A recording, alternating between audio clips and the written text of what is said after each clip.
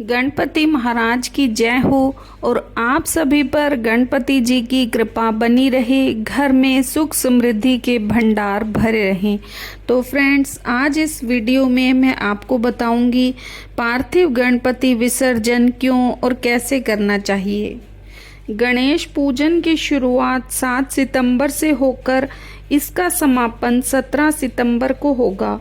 इस दौरान गणेश जी की पार्थिव अर्थात मिट्टी की प्रतिमा स्थापित कर भक्त पूर्ण श्रद्धा और भक्ति से उनका पूजन करके उनसे आशीर्वाद प्राप्त करते हैं। 10 दिन तक गणेश जी आपके घर में विराजित रहकर सुख समृद्धि का आशीर्वाद देते हैं। गणपति की स्थापना के समय जब पार्थिव मूर्ति में मंत्रोच्चार द्वारा उनका आह्वान किया जाता है तो वे उस मूर्ति में विराजित रहते हैं। जब 10 दिन पूरे होते हैं तो अनंत चतुर्दशी के दिन उनकी मूर्ति का विसर्जन कर दिया जाता है। आप जब आह्वान करते हैं तो गणेश जी आपके घर में रखी उस पार्थिव मूर्ति में प्रकट हो जाते हैं, लेकिन 10 दिन बाद उन्हें अपने लोक लौटना होता है। इसीलिए विधि विधान से मंत्रोच्चार सहित उनके लोक में भेज दिया जाता है। मूर्ति में उनका सूक्ष्म स्वरूप निकलकर अपने लोक लौट जाता है तो मूर्ति सजीव से निर्जीव हो जाती है। इसीलिए उस मूर्ति को विसर्जित कर दिया जाना चाहिए। एक और कारण यह भी है कि जब आप 10 दिनों तक स्थापित पार्थिव मूर्ति को गणपति समझकर पूजन करते हैं और अपने संकट निवारण की प्रार्थना करते हैं तो गणेश जी आपके सारे संकट, दुख, संताप, रोग आदि अवशोषित करते रहते हैं ताकि आप सुखी रह सकें। 10 दिन बाद उस मूर्ति का विसर्जन पवित्र जल में कर देने से आपके घर के सारे रोग शोक उस मूर्ति के साथ जल में विसर्जित हो जाते हैं। इसीलिए चतुर्दशी के बाद पार्थिव मूर्ति को घर में नहीं रखा जाता है। गणपति विसर्जन की एक पौराणिक कथा भी सुनने को मिलती है। एक बार वेदव्यास जी ने गणेश जी को महाभारत लिखने का निमंत्रण दिया।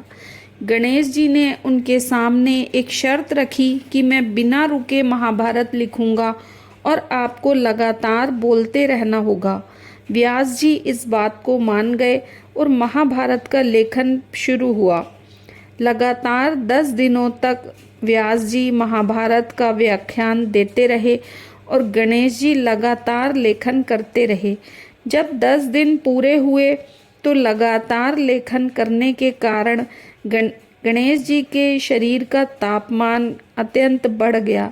उनका ताप ठंडा करने के लिए व्यास जी ने गणेश जी को जल के कुंड में बिठा दिया। इस प्रकार उनका ताप कम हुआ।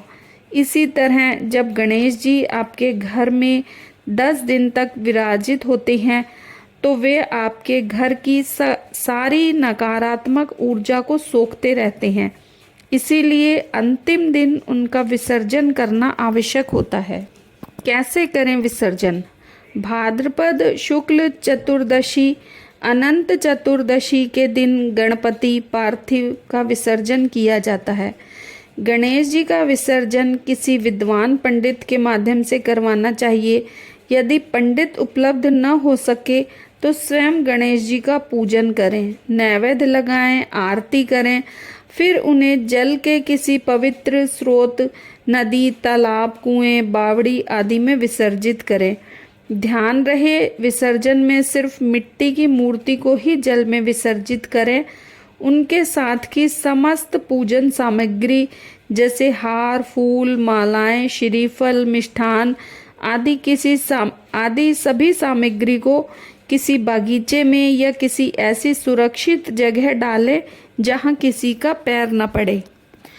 अगर मिट्टी की छोटी मूर्ति है तो अपने घर पर ही पानी के टब में गणपति जी का विसर्जन कर सकते हैं। मिट्टी घुलने के बाद पानी को गमलों में डाल दें। विसर्जन के दौरान गणपति से फिर से आने के लिए कहें। बप्पा के विसर्जन के समय स्वच्छता का पूरा ध्यान रखना चाहिए। मन में बुरे विचार लाने से बचना चाहिए। इसके साथ ही विसर्जन के बाद भी मांस मदिरा आदि के सेवन से बचना चाहिए। साथ ही इस दिन काले रंग के कपड़े भी नहीं पहनने चाहिए। तो फ्रेंड्स, ये थी गणपति विसर्जन की विधि।